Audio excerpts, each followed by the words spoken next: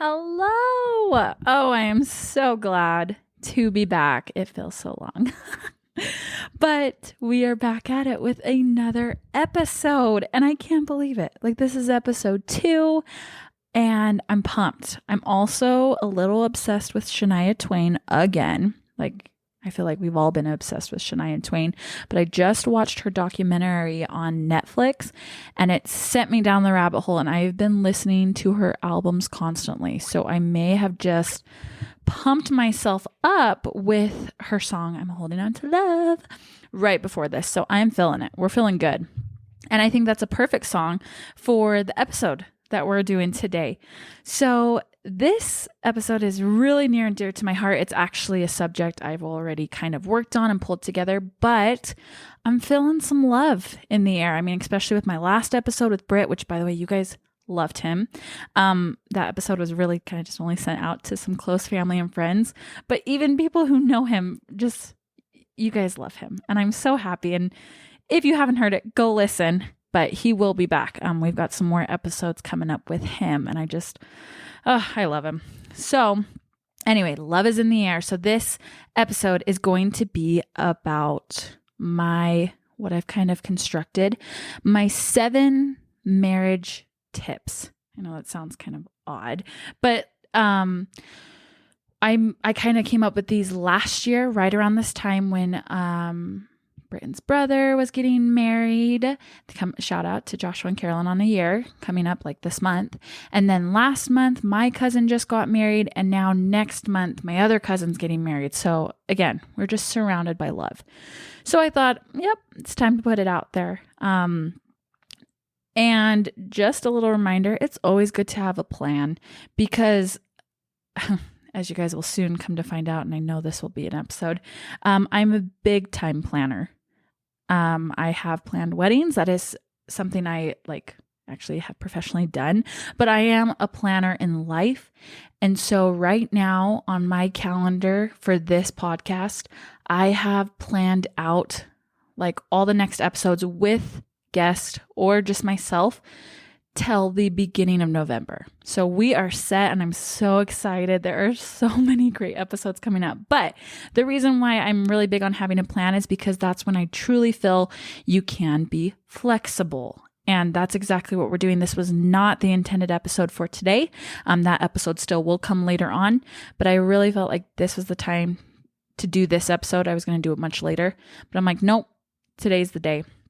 So, very excited for this. Before we go on, of course, let's start with our munchie. I'm actually really excited about this. This is something I've kind of come up with on my own, and it's very much becoming one of my favorites. So I am calling this the peanut butter chocolate marshmallow brownie.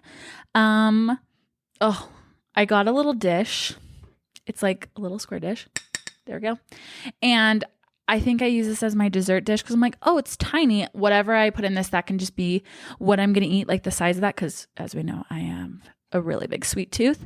But this is my 3rd serving in this small dish. So it's not, I don't know if it's really doing what it needs to. But this brownie, okay, guys, it's really easy to make. Oh my gosh. And I can't believe I'm saying that. I have just been dying to feel like I can become a better cook or baker. And I really feel like this year, that was literally my New Year's goal. And I really think I'm starting to get it. Okay. So this munchie, it is the Ghirardelli brownie mix from Costco. I use the one that you cook in the 9x9 square dish. So it's extra like chewy and thick. Then I added Reese's peanut butter chips to that mix. So it bakes in there, bake the brownies, and then about 7 minutes before it's done, pull it out, top it with marshmallows, mini marshmallows, put it back in, let it go the remainder of the time or until you see those marshmallows puffy and golden brown. Pull it out. Then you're going to make a frosting, which I just found from this random cookbook that I got at a thrift store.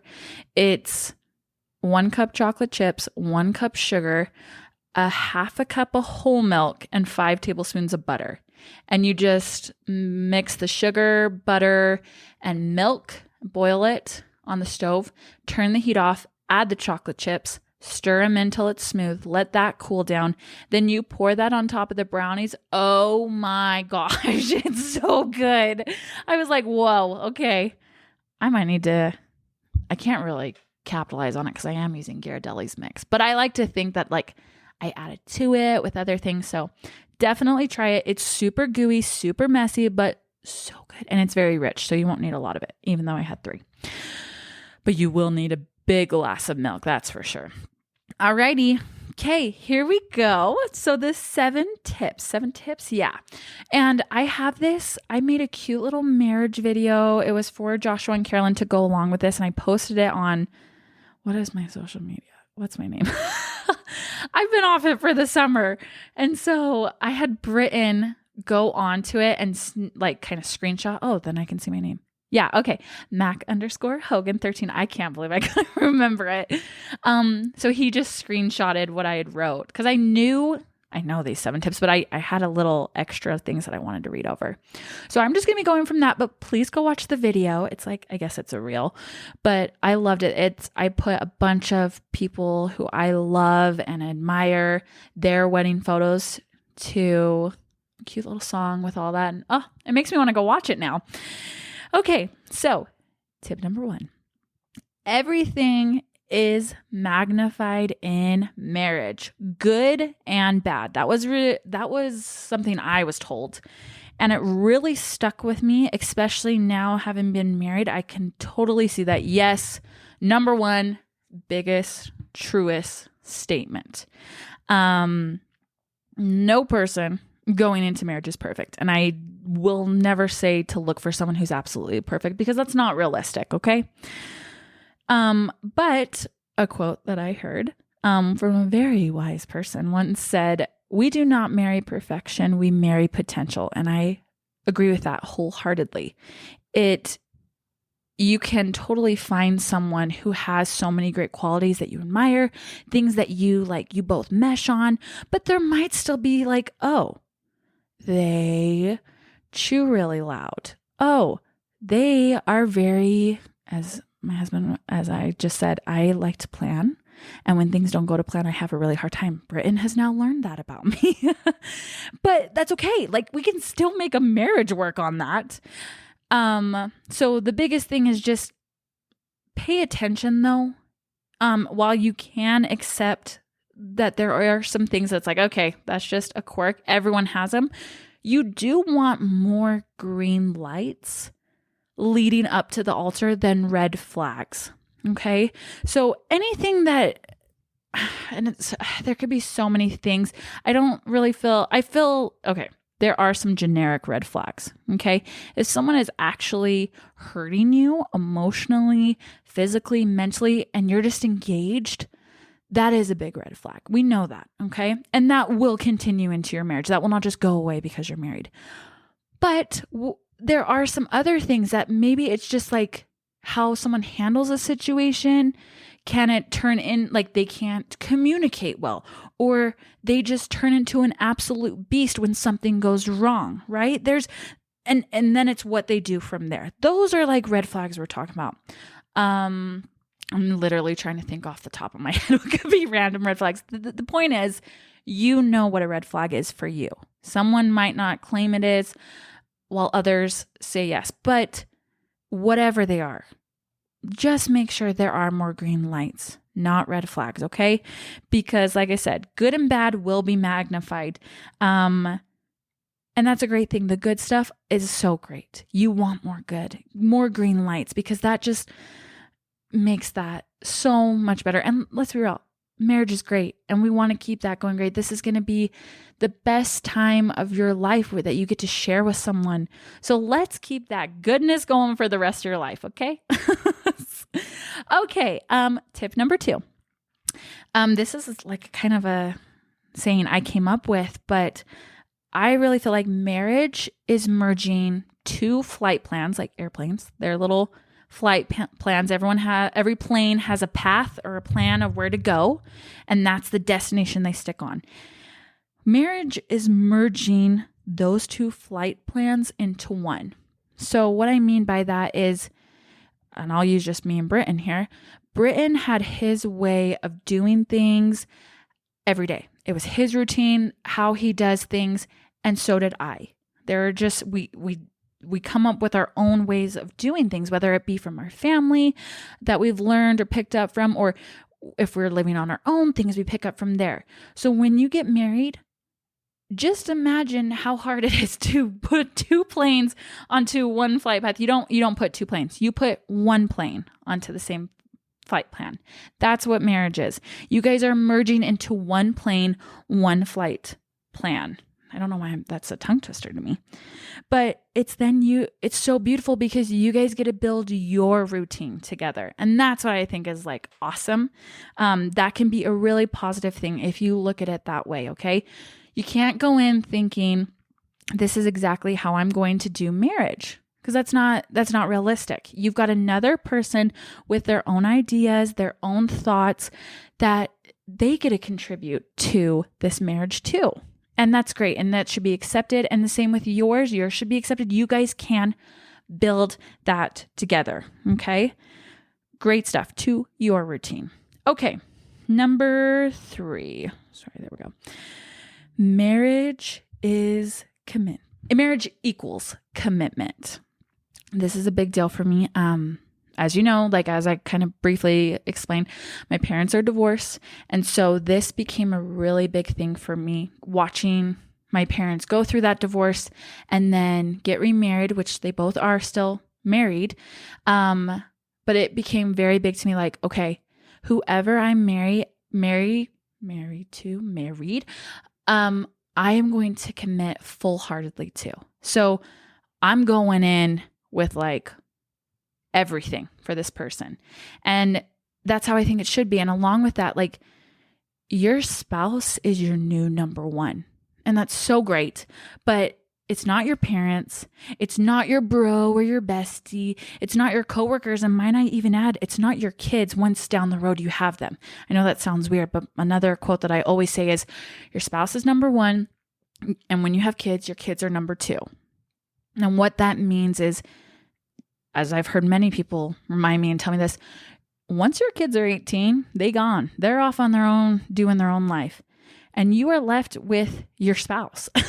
So hopefully during those 18 years plus, depending on how many kids you have, you guys have built a relationship, because when you become empty nesters, you're just left with what you've created. And I promise, I feel like I already know, I've seen this now, but I know the more love and energy I put into my marriage with Britton, that love trickles down to Baker and Bo.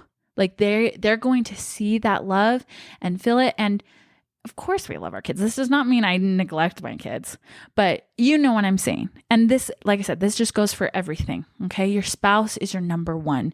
You've got their back. You're there for them through the thick and thin. Even if they mess up, even if they do something that you're like, oh my gosh, okay, that was not okay. You're still on their side. You're in their corner. You're their cheerleader. That's what Britt and I always say. No matter what, I'm your cheerleader, and I know he's mine. And I love that. That's again, another great thing about marriage is I know that I've got him right by me no matter what. And he knows that about me too. I'm right there with him. Okay. Sorry. I wrote this down, but I also am trying to look off the screenshots that Britt sent me and my phone keeps locking. Okay. Number 4. I'm skipping ahead. You are marrying the family. This is a big one. Now, again, we're still going off that thing. Like, number 1 is your spouse. Okay, we get that. However, you still do have a family, and you now are gaining a new family as you get married, and that's so fun. I can just say this because Britt's not here, but I know he'd say the same about mine. I love my in-laws. When Britton left on his mission, I got 2 years to build a relationship with them. I think that was a huge blessing, because I know a lot of times, like when people go into situations, they're meeting their potential spouses family, you kind of lean on your person as a crutch, right? You're kind of right there. I did not have that. I literally just went in. I'm like, here I am. And hopefully you like me. I got no one else to kind of lean on. And thank heavens they like involved me for those 2 years. But I got to build that relationship, at least start it. I know. And it's grown even deeper with everyone on Britain's family that I can like happily say I have a relationship with every member in that family. And that just, when we got married, it was so happy because it's like, oh yeah, you're my family. And I mean, he didn't get to do that while he was on his mission, but when he's gotten home, he's been able to do that as the years have gone on. And I know he feels that same way, like he can talk to any of my siblings, my parents. It's all great. So here's the thing though. No matter the circumstance, and I'm saying, I do say that, okay, a little loosely, because obviously someone might say, well, my parents were just awful, and my parents did X, Y, or Z, so we don't have a relationship with them. As the child who's saying that, I think, okay, you can totally say that. But as like the spouse, I do believe you still have to show respect for those people, because let's be honest, they loved your future spouse or spouse first. And let's be honest, they probably had a hand in making who your spouse is today, who you love, and that should be respected. Now, I'm not saying we need to go and involve the family in all of our things. No, because remember tip 3 is that number 1 spouse, okay? But this is what I'm saying. We don't just completely annihilate, is that the word? The family from your guys' life. This is a great thing to have a tree, a group of people who are there for you guys to basically celebrate your marriage, but just to have more relationships with, right? I do believe specifically that God puts certain people in our lives, and I do believe in-laws are a part of that, okay? So that is something I strongly just recommend. 1, love your in-laws. I know sometimes they can be crazy. Sometimes they can be pushy or whatnot. These are things that I've heard, not that I felt. Because again, I really think I got lucky with the 2 years to kind of build my own relationships. But even if it was vice versa, I don't think I would ever, 1, disrespect them, or 2, ever take Britain away from them, because that is his family, right? And I'm saying that for an example, but for you, don't do that. Don't be that person who doesn't let your spouse come around their family, okay? They need their family, okay? Just, I could go all in on this, but it's my big thing. Just, you're marrying the family, you love them, you're with them for the rest of your life, okay? Alrighty. Number 5, compromise. I actually made a post about this. I think it was in our first year of marriage. No, maybe second year. But marriage isn't fair. And what I mean by that is you cannot expect marriage to be 50-50 all the time. That's not how it's going to happen. Some days your spouse is going to have a really hard day, and you might have to pick up the load that day. You might have to carry more emotional support for them that day. And that's okay, because then vice versa, one day you're going to have an off day and they will carry the emotional support for you. But also, we can't be going through our marriage being like, well, I'm going to do this for you if you do this for me. No. So the post real quick that this whole thing came up was, I remember we were living on student housing at BYU. Our laundromat we had a laundromat on site. We did not have laundry hookups in our apartment. And we were getting back from the grocery store and we had a big load. And so Britton and I kind of made a deal like, hey, Britton, if you drop me off at the laundromat, I'll grab the laundry that I still had there to get out of the dryer, and I'll walk it home because it's not too far from our apartment. And you'll carry the groceries in. So we agreed. So he dropped me off, and he went back to the apartment. So I go back in. I was like, okay, we probably have about 2 basketfuls. what I neglected is it was about really though, like 3 basketfuls. We just had 2 baskets and I had to pile them high and it was so heavy. And why do I feel like there was something like there? I feel like I could normally carry that, but I feel like something I was just like off that day that I was really nervous. I'm like, I have to walk this home. And I'm just like, oh, okay. So I'm just trying to gear up, get everything ready. I'm about to walk out the door. And all of a sudden, there's Britton. And I was just so grateful. He drove the car back and he's like, and I asked him, what are you doing here? And he's like, well, I came to help you grab the laundry. And I kind of felt bad. And I kind of got a little mad too, that I was like, no. Like you just did the huge grocery load into our apartment. Like this was supposed to be my thing. And he just kind of like laughed and he's like, sweetie, it's okay. But it hit me with such intensity that I was like, wow, like he did more than me. And that's not fair. But I learned from that lesson and many other times, like, that's okay.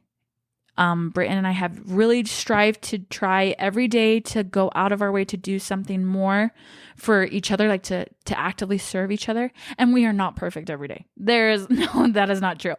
But we do try. That's the thing. We try every day. And I think that is the best thing. So just don't be looking for your spouse to match up to exactly what you're giving. Oh, hello. But just look to see what you can do. And I promise it will just continue to flow through your marriage that you'll feel the other person, if they're doing stuff for you, you're going to feel so grateful and it will just naturally happen that you will serve them too. It's amazing. It's an amazing thing. Okay. Number 6. Wow, we're going really good. Ooh, I like this one. Date your spouse. Oh, I love this one. So it's exactly what you think it would be. But after getting engaged and then married, try to put the same amount of fun and energy and creativity that you did when you were engaged, even just when you were dating. We all know it was so much fun when we were dating because it's just all that excitement, all that anticipation. But, we were doing everything we could. We were trying to come up with the most fun dates and the things that are going to be most memorable. We're getting ready for those dates and like counting the days up to it. Like do that stuff. You can still do that stuff in marriage. Just because you live together doesn't mean you can't. And also something that I would add to this, that whole part about when you get ready for dates, like of course still do that. But also what I've been trying to implement is just getting ready for my spouse for the day. A big thing about that was, sorry, Manning's growling over there. Okay, sorry. I just watched a video on YouTube. It was with Priscilla Presley. She was going over her fashion with Vogue when she was married to Elvis through the years. And she made a comment, and I've heard this before, but just when she was saying it, I was like, wow. She said that when her and Elvis were married, that they always got ready for each other. They always wanted to look good for each other. I mean, she was showing pictures how he was in like a blazer and that they were at home. Like that was just normal because they wanted to look good for each other. And so I've been wanting to implement that too.